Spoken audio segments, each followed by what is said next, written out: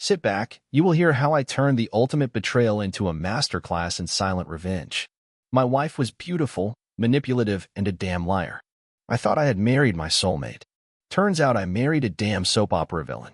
But here's the best part. She didn't see it coming. You'll see how I revealed the truth, played dumb, disappeared without a trace, and left her with just this. And then we met again, and my words shocked her. But let's start again. It started 3 years ago at a birthday party for a mutual friend, Mark. He was turning 40 and threw this backyard barbecue in the middle of August. Hot as hell, burgers smoking on the grill. That's where I met her. Layla. She wasn't just beautiful, she was striking. The kind of woman people pause mid-sentence. Jet black hair tied up in a loose knot, smooth caramel skin, green eyes that looked fake but weren't, and a body that didn't quit. She wore this red summer dress with little straps and a slit that caught the breeze just enough to get your attention. When she laughed, low and slow, it was like hearing a song you couldn't name but couldn't forget either. She walked straight up to me while I was nursing a beer near the grill, smirked, stuck out her hand, and said, "You don't look like you belong here." I blinked. That obvious? Completely. She grinned. "But you're cute, so I'm gonna give you a pass." And that was that. I was hooked. Her confidence wasn't loud. It was casual, like she knew she could flip a room upside down and just didn't feel the need to. We talked for hours that night, just the two of us in the corner while everyone else got drunk around the fire. She told me she'd grown up in Arizona, used to model part-time, and had moved to town to figure things out. I told her about my ad agency, how I started it from scratch after leaving a soul-sucking job in Chicago. She asked good questions. Really listened. It felt different. Easy. We started dating a week later. Just like that. The first year was one of those whirlwind romances you see in movies. She was sweet, affectionate, and yeah, spicy sometimes, but in a way that kept things exciting. I hadn't felt that light in years. A year in, we moved in together. My place. A 2-story house in a quiet suburb. Backyard with a grill, home office, real fireplace. She made it feel like more than a house. Suddenly there were throw pillows I didn't understand, candles that smelled like vanilla bourbon, a shoe rack I didn't ask for but apparently needed. And somehow, all of that felt right. We got married the following summer. Small wedding. She looked unreal in that white lace gown. When she walked down the aisle, I remember thinking, this is it. This is what it's supposed to feel like. Now, this is where I admit something that made me feel like kind of a jerk at the time, but saved my ass later. I insisted on a prenup. See, my first long-term relationship ended badly. I got taken for a ride, emotionally and financially. So before Layla and I tied the knot, I laid it all out. The house, the business, the accounts, everything I had worked my whole damn life for. I told her I needed peace of mind. The prenup had one non-negotiable clause. If either one of us cheated, the guilty party would walk away with nothing we earned together. Nothing. She laughed when I brought it up, said I was so old-fashioned, and called it a little paranoid. But then she leaned in, kissed me on the cheek, and said, "You've got nothing to worry about, babe. It's just paperwork." Looking back, that moment haunts me, because I wanted to believe her. The first 6 months of marriage were everything I hoped for. She was the perfect wife, or at least it seemed that way. She cooked, grocery shopped, took care of the house like it was a palace. I'd come home after long days at the office to find dinner on the table, candles lit, and soft music playing. She called me her rock. Said she'd never felt this secure. Looking back now, it all feels like a script. Like she studied me, figured out exactly who I wanted her to be, and gave me a picture-perfect version of it. A performance. A well-rehearsed act. Because while I was out building our future, she was already chiseling cracks into it. But I didn't know that yet. Back then, I thought I had it all. A thriving business, a cozy home, a stunning wife who told me she adored me. It was perfect. Or so I thought. With Layla, the shift was subtle at first. A shrug when I asked how her day was. A sigh that lingered too long when I told a joke. That warm, playful grin she used to give me? It changed. Became something different, like she was humoring me instead of loving me. Like I was some background character in her real story. At first, I figured it was just normal post-honeymoon blues. Happens to everyone, right? Maybe the excitement settled and routine started to creep in. I tried not to make a big deal of it. She used to text me little things throughout the day. Memes. Grocery lists. A goofy selfie with a banana on her head. That stopped completely. And when I started the texts instead, half the time she wouldn't answer at all. The other half, One-word replies. Cold ones. Okay. Yeah. Fine. The gym visits started around then. Out of nowhere, she announced she wanted to get strong. Which, good for her. I'm all about healthy living. But it went from 2 days a week to every damn day. Sometimes twice. She bought new workout gear, flashy stuff with brand names I couldn't pronounce. Now, I'm not a suspicious guy by nature. At least, I wasn't. But I've been burned before. So maybe that pain never really left. I buried it, but I didn't forget. It was her phone that finally pushed me over the edge. Layla had always been casual with her phone. Left it on the couch, let it ring out sometimes, never cared who picked it up. But one night, about 7 months into our marriage, I noticed her clutching it like it was some sacred artifact. Her screen brightness was turned all the way down. She'd angle it away when I walked by. Even when she went to the bathroom, the phone came with her. One evening while we were watching a movie, her phone buzzed. I glanced at the screen, just instinctively. She caught me. You always spying on me now? She snapped. I blinked, genuinely confused. What? I just looked. It buzzed.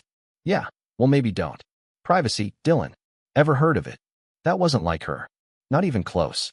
I asked her straight up the next day, calm and quiet over coffee. Everything okay between us? You felt kinda distant lately. She didn't even look up from her mug. You're overthinking things.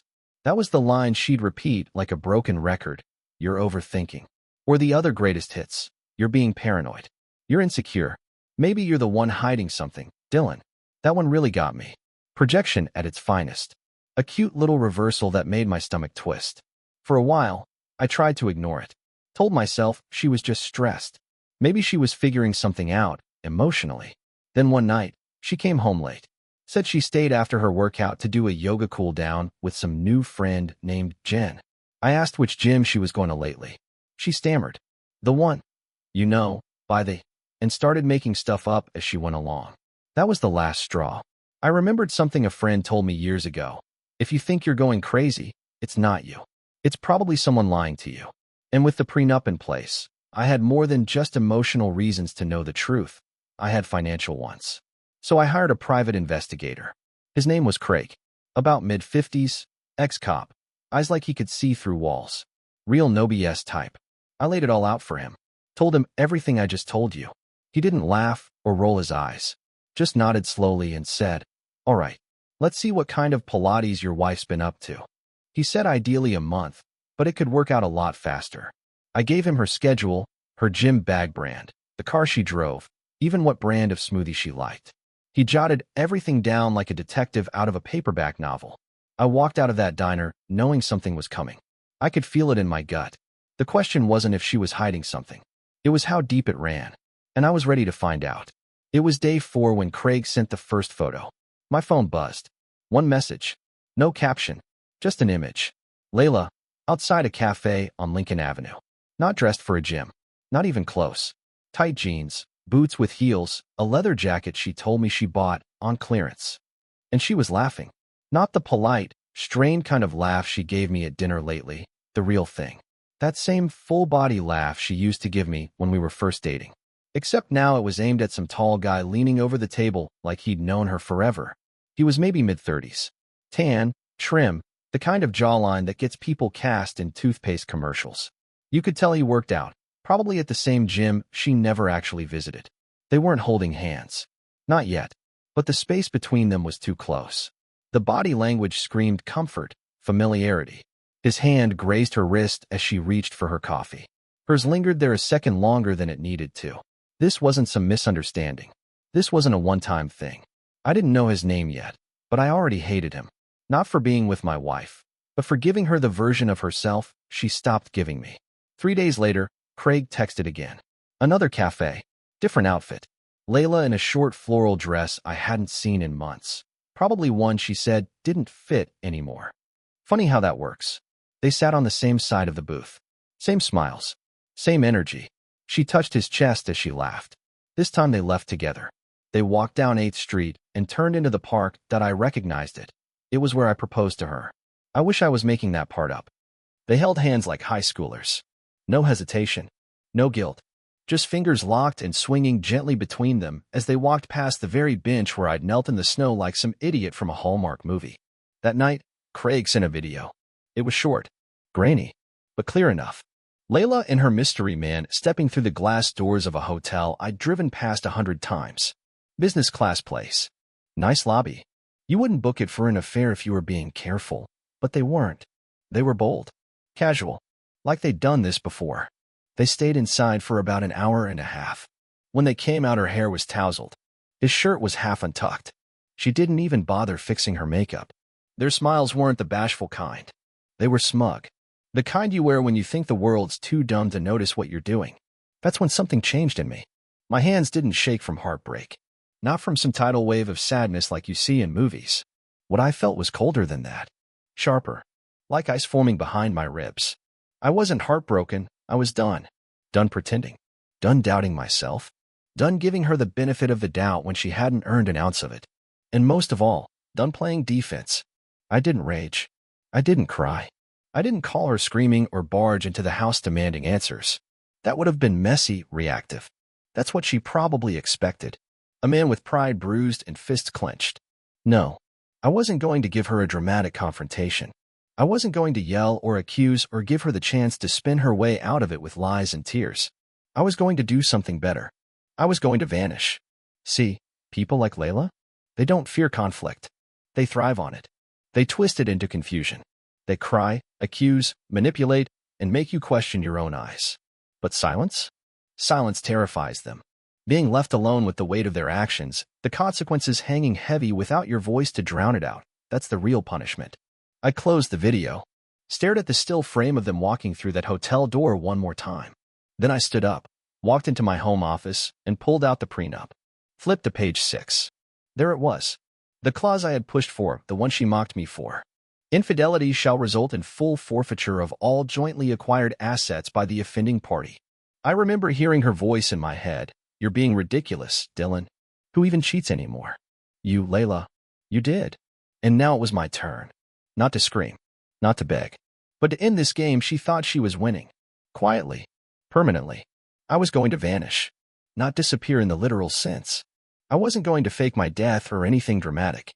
But I was going to take myself and everything she'd come to enjoy about being my wife completely out of her life. Quietly. Permanently. No arguments. No tears. Just an empty space where I used to be. Step 1 was the house. I'd poured years into it. I contacted a realtor I knew through one of my clients. Told her I had to sell the house fast. Didn't care about market value, just speed. We listed it the next day at a price that practically guaranteed a bidding war. Within 72 hours, we had offers. I picked the cleanest one. Cash. No contingencies. The buyer wanted to close in 7 days. Perfect. Layla never suspected a thing. She was too busy working on her glutes, as she told me one morning while making her. I acted normal. Woke up beside her, kissed her cheek, made her coffee. Asked about her day with the same soft tone I used when I actually cared. I let her think that. Step 2 was getting her out of the house, clean and easy. I told her she needed a break. Said I'd found this week-long retreat in the mountains, one of those wellness places with hot springs and guided hikes and herbal teas. Said I wanted her to recharge, relax, find her center. I played it like I was the doting husband again. She bought it immediately. Said I was being sweet again. Gave me one of those glossy, insincere smiles she thought still worked on me. She packed her bags the next morning and left with a little wave from the passenger seat of the shuttle van. Didn't even look back. The moment she was gone, I got to work. First, I boxed up all her things. Every pair of shoes, every skincare bottle, every Foboho throw pillow she'd scattered around the house like breadcrumbs. I folded her clothes neatly. I didn't rush. I treated it like a job. Detached. Mechanical. I didn't trash anything. Didn't burn her dresses in the backyard or throw her heels in the dumpster. No theatrics. Just cold, quiet sorting. Everything went into clearly labeled boxes. Bedroom. Bathroom. Closet. Office. I left them all in the garage, stacked and taped, ready to be hauled out. My stuff was a different story. My essentials, laptop, clothes, books, family photos, I shipped all of it straight to the new condo I'd rented in Chicago. I had a small branch office there already, and I'd been thinking about expanding. Now I had more than one reason to make that move permanent.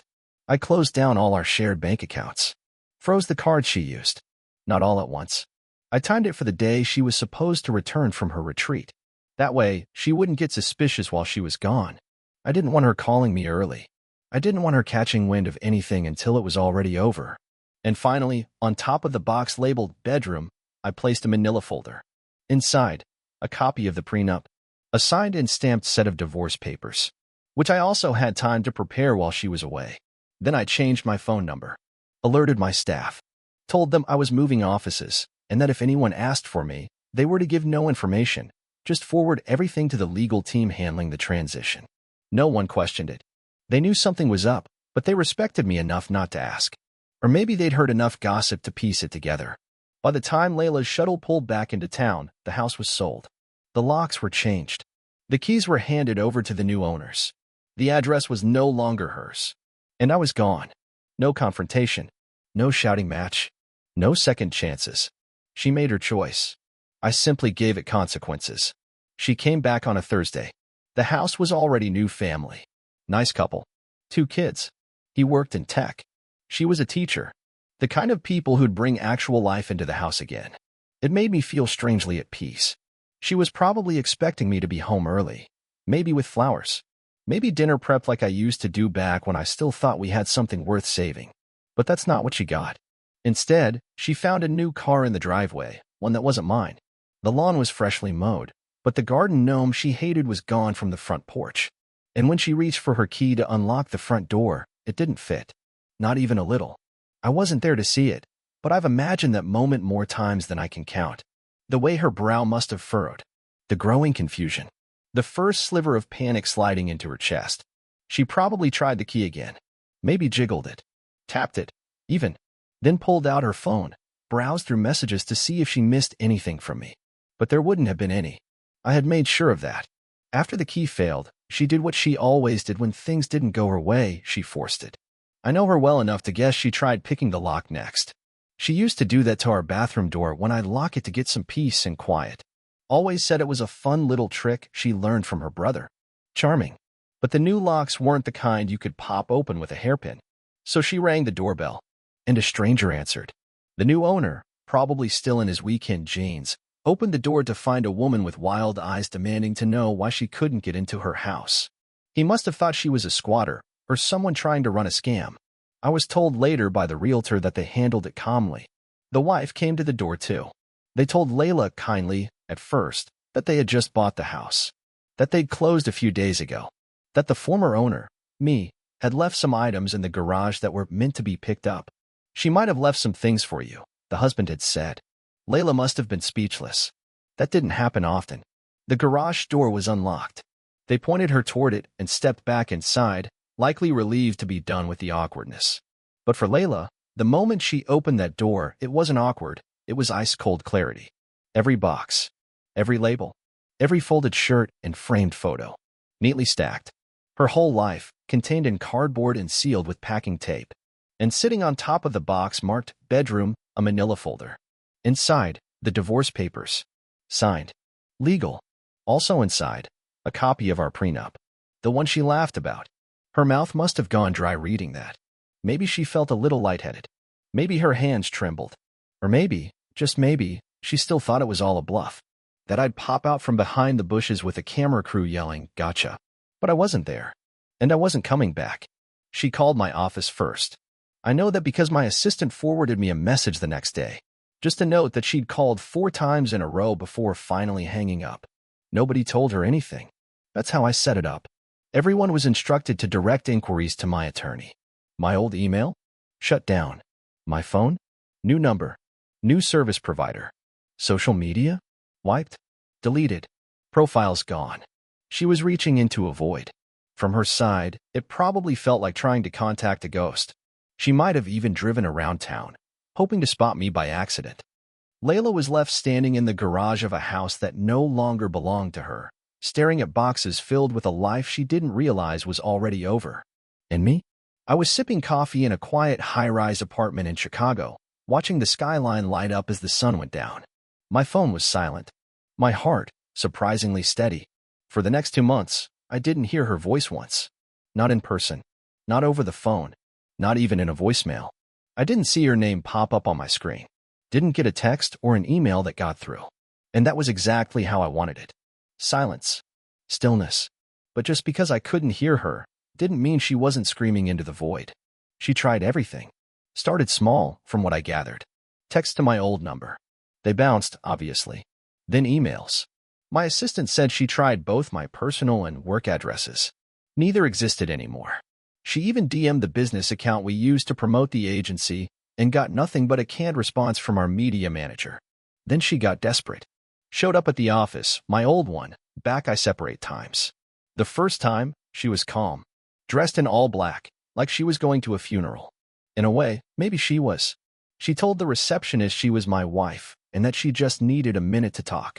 My receptionist had been prepped. She smiled politely and told her I was out of town on an extended business trip. Didn't know when I'd be back. The second time, she wasn't so calm. That's when she cried. According to Mark, my operations guy, she was standing in the middle of the front lobby, tears running down her face, asking if anyone had heard from me. If I was okay. If I was sick. He wouldn't just vanish, she said. He's not like that. She was wrong. I absolutely was like that, when I needed to be. By the third visit, she didn't cry. She was angry. Then, she went back to her parents' house. That much I know for sure. Word gets around. My buddy James runs into her dad every now and then at the gas station. Meanwhile, I was in Chicago. Living, working, breathing without all the weight. The condo I rented had a view of the lake. I'd sit by the window, checking emails, reviewing project briefs. Business was booming. She stayed quiet, at least on the legal front. I think she still thought it wasn't real. That this was just some dramatic tantrum I'd eventually calmed down from. That I'd come back and we'd talk about it, like we were equals in the fallout. But what she didn't know was that the court date had already been set. My attorney processed everything while I was still pretending to be the doting husband. It was already in motion. She just didn't know she was walking into it yet. I wanted the final blow to be clean. Legal. On paper. No room for denial. No shouting matches or parking lot arguments or teary, "This isn't you," Dylan's speeches. Just a courtroom. A judge. My lawyer. Her betrayal in cold, clear evidence. It had to be public, because her betrayal wasn't private. She'd lied with a smile. Did things behind a screen. Slipped out of the house in gym leggings and came back with the same breathless grin she used to give me. And for what? Cheap thrills and cheap wine with someone who wasn't even man enough to stick around when it all collapsed? I gave her everything. A home. A name. A future. She gave me betrayal, silence, and smirks. Now, I was giving her consequences. The silence she was feeling? That wasn't emptiness. That was me clearing space. The trial took place 2 months after the papers were filed. All this time I was working. Layla was at her parents' house and tried to find me and find out what was going on. She had been notified about the trial, and it was also a mystery to her. The courthouse was quiet that morning. Brick building. Old red trim. I got there early. Wore a navy suit, the same one I wore when I signed my first big client. Layla showed up 5 minutes before the hearing. She didn't look like herself. Or maybe she finally did. No makeup, hair in a messy bun, oversized coat thrown over what looked like sweatpants and a wrinkled tee. Her face looked thinner, eyes darker, like she hadn't been sleeping. I didn't feel sorry for her. When she spotted me in the hallway, her mouth dropped open like she'd seen a ghost. "Dylan?" she gasped, hurrying toward me. "What is this? Why did you do this? Where have you been?" I looked her right in the eyes, calm as still water. "You'll find out in the trial," I said. She tried to say more, but the bailiff called our names. We walked into the courtroom. I sat with my lawyer. She sat without. And that was that. The judge was a woman in her 50s, no-nonsense type. You could tell from the moment she sat down that she didn't care for drama. She read through the paperwork first, our prenup, our financials, the divorce petition, asked if both parties were present and aware of what the hearing would cover. Then she looked at my attorney. "Proceed." My lawyer, Rick, stood up and walked the court through everything. Calm voice. No flair. Just facts. He laid out the dates, the photos, the video, time-stamped cafe visits, hotel check-ins. Rick explained the timeline. How Layla had told me she was going to the gym. How, instead, she met up with another man multiple times a week. How a private investigator had followed her for a month and gathered clear proof. He played the video for the judge. No sound, just images. Her, entering a hotel. Her, leaving with the same man. Same hoodie she wore to run errands. Layla didn't move. Didn't say a word. Just sat there, frozen. The judge raised an eyebrow. Layla finally spoke. Her voice was soft, shaky. "It's not what it looks like," she said. "I was confused. Things weren't good at home, and I just made a mistake." She looked over at me, trying to make eye contact. I didn't blink. The judge asked if she had any proof to support her claim of confusion or emotional distress. She didn't. Asked if she had any documentation disputing the prenup she signed. She didn't. Asked if she denied the video or photos were real. She didn't. The judge nodded once, slowly. According to the prenuptial agreement, which remains valid and legally binding, infidelity results in full forfeiture of jointly acquired assets. The evidence supports the petitioner's claim of infidelity. Therefore, the respondent is not entitled to the home, vehicle, shared finances, or any property not already in her possession. That was it. That was the ruling. Simple, direct, brutal in its finality. Layla blinked fast, like she was trying to keep tears from spilling. She looked completely lost. I remember thinking she looked smaller in that moment, like the weight of everything had finally landed. I didn't smile. I didn't smirk. I just stood when the judge dismissed us and gathered my papers.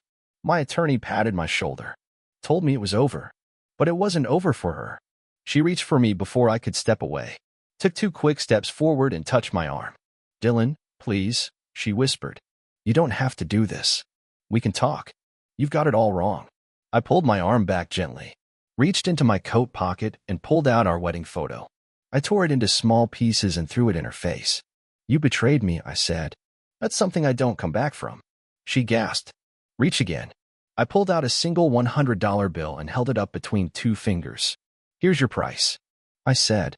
I dropped it on the courtroom floor beside the photo scraps and turned around. She called my name one last time.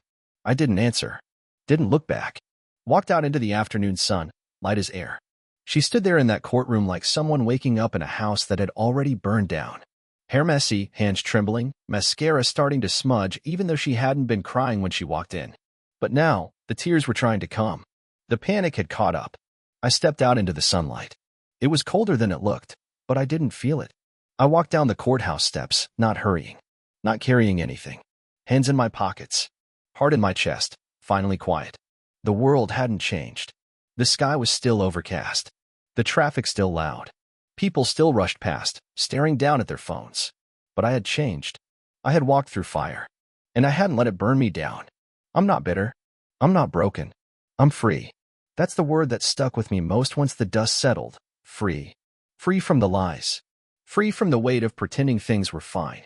Free from the guilt she tried to plant in me every time I dared to question her stories. Layla underestimated me. That was her biggest mistake. No rage. No drama. Just the absence of everything she took for granted. So, if you're reading this and wondering what to do when someone betrays your trust, don't raise your voice. Raise your standards. Don't shout. Disappear. And when you leave, make sure the exit hits harder than the betrayal ever did. Share your thoughts in the comments. Do you think the husband did the right thing by leaving? Or should he have done things differently? If you liked the story, subscribe to the channel and give us a like.